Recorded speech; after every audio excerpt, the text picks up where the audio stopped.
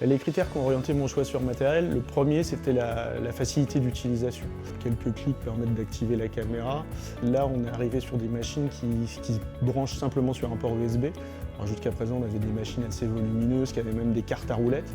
C'était la première chose. La deuxième chose c'est que je souhaitais que ça soit aussi rapide en acquisition qu'une empreinte à l'alginate, qui est les 5-6 minutes classiques. Pourquoi? Parce qu'un enfant, garder la bouche ouverte, autant un adulte pourra le faire un petit peu plus longtemps, mais un enfant, ça va être plus difficile que lui. Ensuite, l'avantage, c'est la précision, puisqu'on sait que maintenant, les systèmes numériques sont aussi, voire même plus précis que les systèmes à alginate. C'est ce qu'ont montré les dernières études. Donc, pourquoi se priver d'un outil qui allie à la fois facilité d'utilisation, facilité de stockage aussi, puisqu'on a pu du coup avoir toutes ces armoires remplies de modèles en plate, et puis facilité dans les mesures et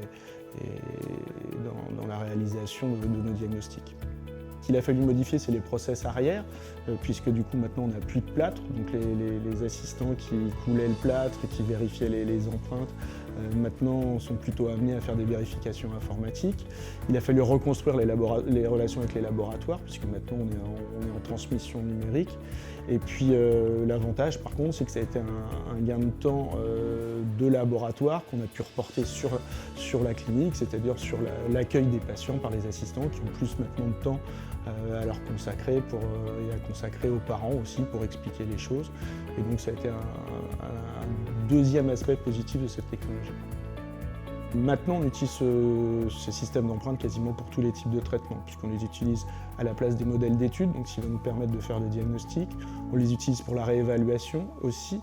On est un petit peu plus limité pour certains process de laboratoire, parce qu'on sait que les imprimantes 3D, des fois, ne vont pas suivre sur tous les systèmes.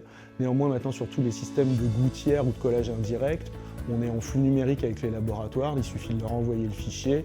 On a en retour la validation du fichier, donc nous on peut prévoir nos setups et ensuite commander le matériel qui correspond au traitement du patient, que ce soit, comme je disais, sur des gouttières, sur des collages indirects.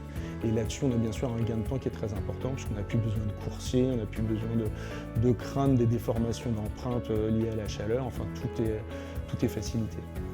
Le retour des patients, depuis qu'on utilise la caméra, est très bon parce que pour eux, c'est devenu une étape ludique. Avant, c'était une étape obligatoire qu'ils redoutaient un peu. Maintenant, c'est une étape ludique.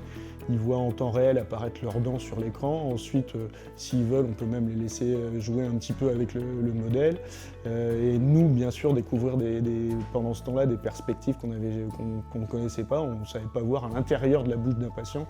De par la partie linguale, on ne savait pas l'aborder, maintenant on peut la voir et on peut la montrer aussi aux patients pour expliquer les pans fonctionnels, comment ils peuvent être atteints, contrairement aux pans esthétiques qu'on va plus voir quand on est en vestibulaire. C'est aussi une image du cabinet qui s'inscrit dans l'évolution sociétale. Maintenant, on soigne des enfants, des adultes, mais aussi surtout des enfants qui sont habitués à voir du 3D à la télé. Donc pour eux, de voir du 3D pour leurs dents, pour leur crâne, etc., ça devient une habitude et puis ça permet surtout de s'affranchir de la barrière que peut avoir le médecin, une barrière scientifique qui va avoir un discours un petit peu lointain. Je recommanderais l'utilisation du système d'empreinte numérique puisque ça nous a grandement facilité, 1, les relations avec les patients, 2, les relations avec le laboratoire, 3, les relations dans le flux numérique au sein du cabinet, entre donc la partie secrétariat, puisque maintenant on peut transférer directement les empreintes au secrétariat sur des planches qui sont imprimées aussi pour les patients. Donc on l'a aussi gagné en précision.